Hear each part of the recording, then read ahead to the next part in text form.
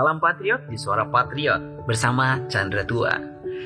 Di edisi Solusi Negeri, kali ini kami angkat tema wajah asli seorang pemimpin tampak ketika krisis. Karakter seorang pemimpin diuji saat krisis. Saat krisislah wajah sebenarnya seorang pemimpin bisa tampak.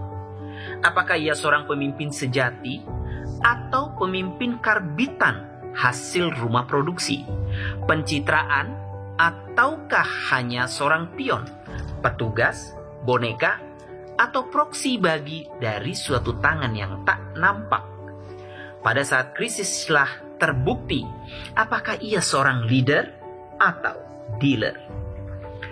Memiliki pemimpin sejati sungguh suatu keberuntungan bagi suatu negara dan bangsa, karena ia tidak akan pernah meninggalkan rakyatnya, bahkan di saat krisis atau karamnya bahtera bangsanya sekalipun. Sebaliknya, suatu negara atau bangsa yang mempunyai pemimpin yang hasil karbitan, boneka, dan proksi, itu merupakan sebuah kemalangan, karena orientasi sebenarnya bukan kemaslahatan rakyatnya, tapi bagaimana memuaskan hasrat majikannya atau sosok-sosok di balik layar yang memberi piutang jasa untuk menjadikannya pemimpin. Pemimpin seperti ini pastilah akan tersandera dengan jejaring ijon politik yang membuatnya terbelenggu untuk menjadi jati dirinya sendiri. Pastilah segala sumpah janji saat kampanye hanya sekedar seperti mengunyah sirih atau senam mulut. Momentum pandemi ini telah menciptakan labirin krisis yang akan menggilas sosok pemimpin yang hanya doyan bermain drama pencitraan, yang seolah-olah mau menyisingkan lengan baju, berkeringat, berlepotan lumpur, bahkan masuk gorong-gorong demi ingin dipersepsikan telah melakukan banyak hal. Tapi sebenarnya apa yang dilakukan tidaklah menyentuh akar permasalahan. Strategi pencitraannya telah berhasil meraih simpati rakyat yang sebenarnya menjadi modal untuk mengeksekusi kebijakan-kebijakan fundamental yang tidak populis. Namun lagi-lagi, labirin krisis pandemi ini menunjukkan bahwa pola pikir lama seperti itu sudah tak berlaku lagi untuk memenangkan krisis menjadi sebuah peluang. Benar kata Albert Einstein bahwa suatu masalah tidak bisa dipecahkan dengan pola pikir saat masalah itu muncul. Harus meningkatkan taraf pemikiran yang lebih tinggi atau bahkan mendekonstruksi pemikiran yang ada sebelumnya. Pada titik ini, seorang pemimpin tak cukup hanya mengandalkan action saja. Tapi dibutuhkan sosok pemimpin yang filosof, yang mempunyai tradisi berpikir yang mendalam sampai ke akarnya, berpikir radikal. Semisal berkaitan dengan pagebluk yang tak jelas di mana garis finishnya. Pemikiran fundamental dan radikal tentang apa sebenarnya peristiwa pagebluk ini. Apakah ia sebuah krisis kesehatan belaka, atau ia sebenarnya bio warfare, atau alat hegemoni untuk melakukan dekonstruksi, disrupsi peradaban yang dikenal dengan Great Reset? Atau ia merupakan sebuah momentum atau strategi untuk memasarkan produk yang menabrak batasan moralitas? Atau lebih dalam lagi secara teologis adalah momentum yang diberikan Tuhan untuk menyadari bahwa arah peradaban telah mengarah pada pantai yang salah. Pemikiran-pemikiran radikal dan mendasar seperti ini harus dimiliki oleh pemimpin yang sejati. Kalau tidak, mengibarkan bendera putih itu lebih terhormat. Ojo rumongso biso, tapi kudu biso rumongso. Tujuannya, prioritas di masa krisis pandemi seperti ini adalah solusi populi suprema lex esto. Keselamatan rakyat adalah hukum tertinggi. Jangan karena ambisi untuk mencetak legasi dan dikenang dalam sejarah malah menciptakan warisan tragedi dan keterpurukan. Lupakan prioritas pertumbuhan ekonomi dan utamakan kesejahteraan rakyat sebagai urutan pertama. Ekonomi runtuh bisa dibangun, namun satu generasi punah memerlukan waktu lama untuk melahirkannya. Sentilan nurani dari seorang profesor ahli paru saat pandemi.